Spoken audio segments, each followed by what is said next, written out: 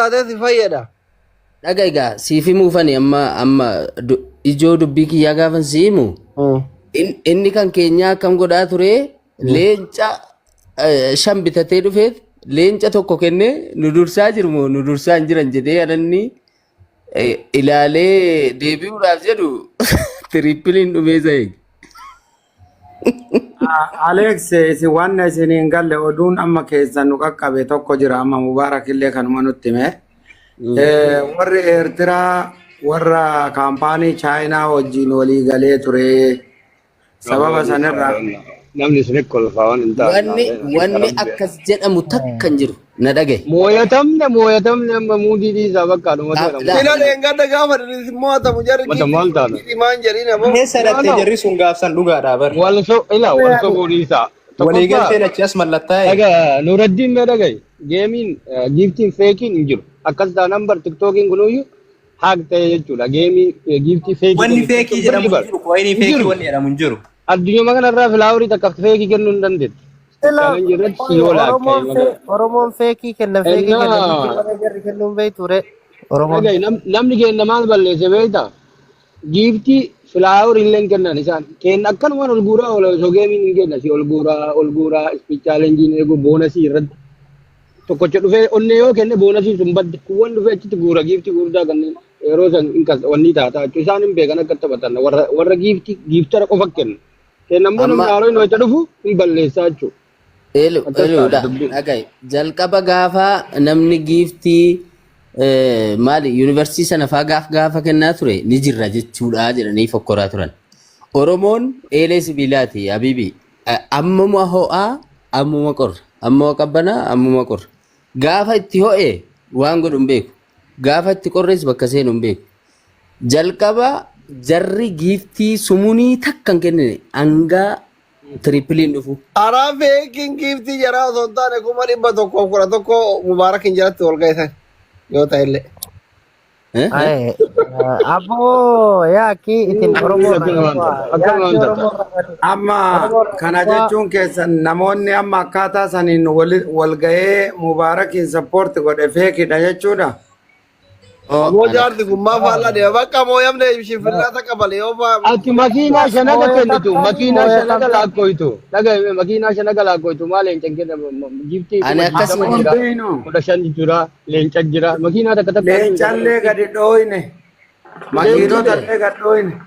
Ani Oromoon Mubaarakiin makiinaa fi leencaatti gaddoo itti sirrabbi lammata sitti hin deebisini nuti ammoo teessee siinoo laakko siinoo tuttuqaa turte warra siinoo ispichaalenjiin dhumata bakka. siinoo maal tuttuquma gizee sani nuuraddiin buqqeessiisaa olii gadoo. Wajjin jedhani. Siisaa maal olii oofna badaa farsoo rabbii keetii jee.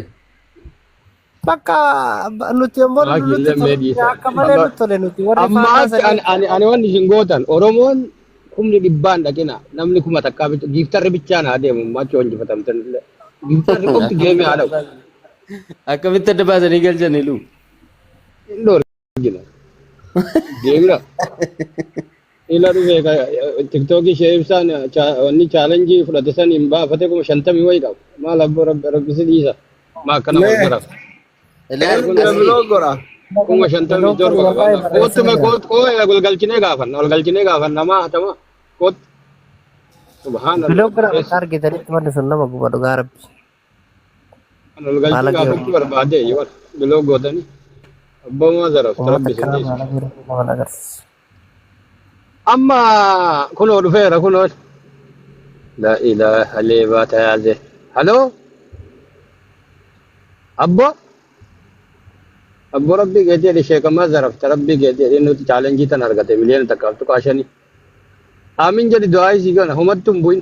Waan akkanaa falfaluu malee waan biraa dalagdi jirri hojiin jara kan waan. Ina ammayyuu foloo godhaa jiran yoo uummanni. Maa itti dabalamaaranii kana bilookii godhaa ari abbo. Biloo godhaa. Ina ammayyuu bar foloo godhaa jiran uummanni uummata fayyaa qabu seeta. Dabarsin abbo Alhamdulillah.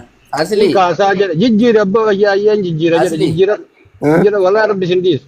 miciyyoon sun jechuudha. Wanti maali la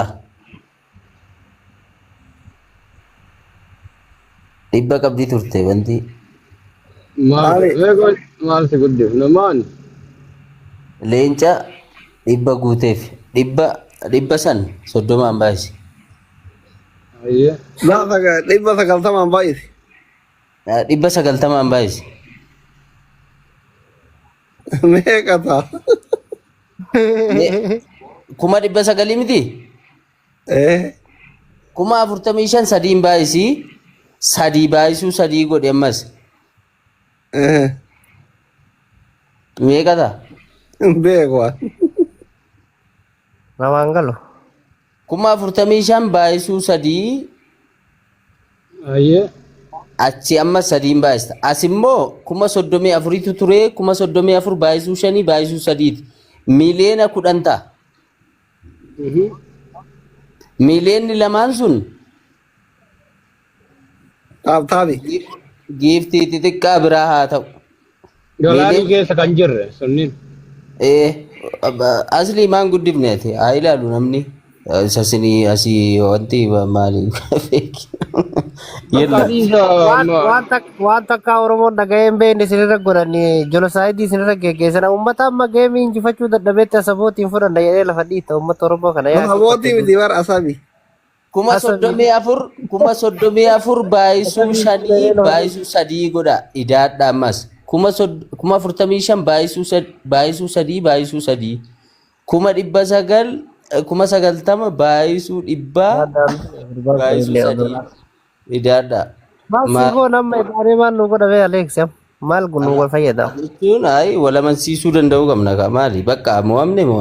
Maa kana amanuu bira kutee namni dhibbaa fi wayii achi taa'u summaa waa jedhabe.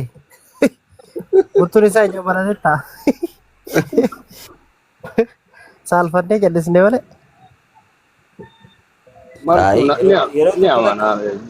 Yeroo takka akkamu. Wanni sun jechuun waan feegi. Warri ajaa'ibee beektaa yeroo hundaa yoo namni injifatu namni baay'ee wayii Oromoo jala jiraatee namni 50-60 Oromoo jala yoo jiru yoo injifatame maal jedhan beektaa feekii kennanii.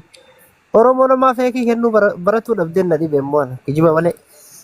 Feekii kennanii bakka jarri ni danda'an siistama beekan tooftaa beekan bilchina qaban inni kan keenya akka eelee sibiilaa mumawwee mumaqorraa gaafa itti dhufu ganaa utuu taaptaap godhaa jedhaniiti giiftii. Tirippilii irratti kennuu dhabuudha kenna. Leenci tirippilii irratti kenname tokko hin jiru.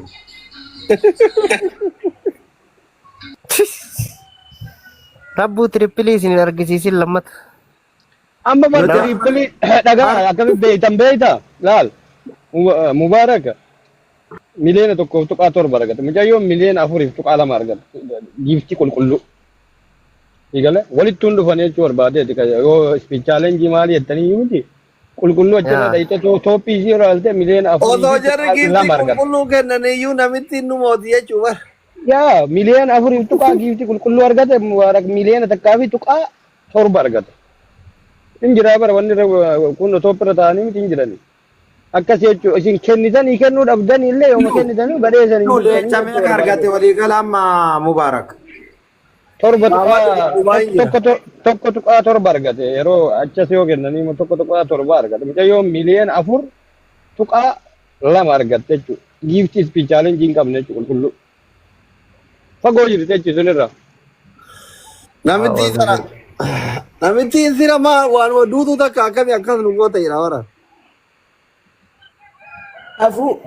Kanaafuu kana booda waan gama gara kaabaa kana wajjin dhufu kaaba fagoo. Goondaree ta'e naanneffatuun wayyaa amma achi goondaree naanneffatu. Bila Isa kaaba Eengadda Oromootiimi. Dhagai feekii kenniterraa ufii kenniteen amma yeroo tokko eenyu geemiilee hedduu wayii eenyu geemii tokko mucayyoo wayii ufii kennitee injifatte tokko mucayyoon amaaraa wayii dhiyoo tokko. Maariyaa. Achuma gara galtee akkanuma dalga gortee. No, ka eenyu ka eenyu ni giiftara guddoo sama kan. Sunni nama dhugaadha. Mucayyoon akkanuma dalga gortee namni kenna wayii injifachuu ga'e. Fayyee yaa fayyee. Fayyee yaa achi siite. Hin beeksisaa leenca 8 yoo isheen. Amma ilu maali beektaa ilu furmaanni jiru ka taree ka dhufuu fi ijoolleen Oromoo yoo geemii qabattu goondaree fidachuu harkisanii Eertira irraa goru. Ilu. Wada goondar no guuzo. Ilu wanni nu burjaajesse yoo jiraate tokko amma waa'ee feekii kanaan abdii geetaachootu nu burjaajesse. Nu irraan beeynu nu bitannee kennuu kanaa achitti Oi, wanni feekii jedhu abdii geetachoo inni biraa giiftaraallee miti. Waa'ee geemii feekii maalii manaamin hin jiru tiktook irra dhugama sii maal. Wannummaan akkas feekii ol darbitee geemii akkasii injifattee achirra taa'u. Eega bara yoo feekii ta'ellee dhumarra toopirra jiran giiftiin qulqulluun ni beekama jechuudha. Afur tuqaa lama tokko tuqaa torba. Yeroo sanitti illee waa shawwadan wanni shawwadan illee an argeen beeku akka tiktookii kanarra jiru giiftii feekii kennanii nama shawwadan an argeen beeku yoo viiyuu shawwadan an hin beeku garuu. Yoo viiyuu ta'e malee tiktookii feekii